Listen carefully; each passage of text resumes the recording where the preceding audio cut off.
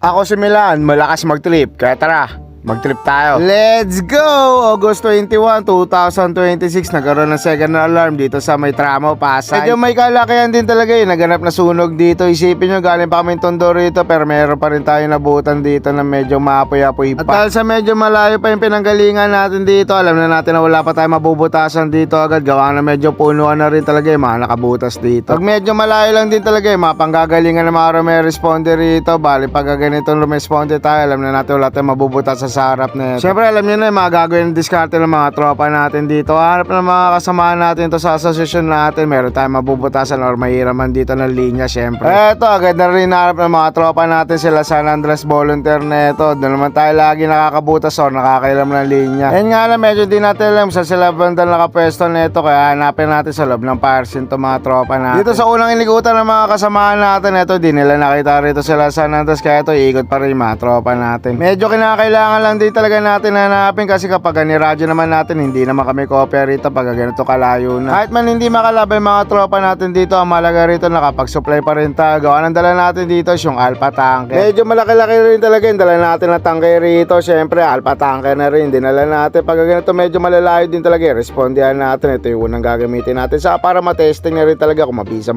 At nung nakita na ng mga tropa natin sila Papa James dito, sila San Andres Volunteer, ito pinakit na rin tayo ng mga tropa natin. Tapos piniram din tayo dito, nilabas ko ng linya. Sakto naman kala San Andres Tanker sila nakabutas dito. Ito na pwesto naman natin. Ito medyo may maapoy pa rito, kaya pwede natin mapwestuhan to. And maya lang din ito, nagkaroon na rin ng pressure linya ng mga tropang beep natin. Kaya ito binugan na rin agad nila to sa nasusunog na bahay dito sa tabi nila. Mabuti na lang din talaga yung pagpwesto ng mga tropang beep natin dito. Maya lang din nagkaroon na rin sila supply dito. Ito agad na rin nilang binugahan to para mapalamig na rin. At sakto naman din talaga na nagkaroon na ng tubig dahil bumabaga at umaapoy na rin na matindi itong katabi nila. Pero yung pressure ng tubig dito sa ginagamit nila, on and off na rin talaga. Medyo nagkakaubusan na rin talaga ng supply rito sa pwestuhan nila. Dahil medyo mahababang labanan na rin talaga nagaganap dito. Pero kahit ganun pa man, ito medyo kinakain din ng mga tropa natin to na labanan dahil di naman masyadong malaki na rin susunog dito. Bali yan na lang naman din yan, yung mga nagbabaga na yan, bali palalamigin at bababa na lang din talaga para hindi na bumaga na maigi. Sa mayroong pressure linya ng mga tropa natin dito, ibubuga naman dito yan para lumamig na. And sakto naman, nakairam sila ng ceiling hook dito, kaya ito binutasan na rin nila yung mga ibang kisame rito para mas mabugam. After naman pagbutas ito, inabot naman sa mga tropa natin yung aso na ligtas ng mga ibang kasamahan natin dito, tapos inabot na rin nila to sa may baba. Nung naubos na rin supply rito, ito nagpulot na rin mga tropa natin. Tango kila San Andres Volunteer, pati na rin kila Basayco, at syempre sa mga nag-supply sa amin dito kila Obong, big tango sa inyo mga idol. So paano, hanggang dito na lang tong video na to. Lagi ko papaalala sa inyo na 10-0,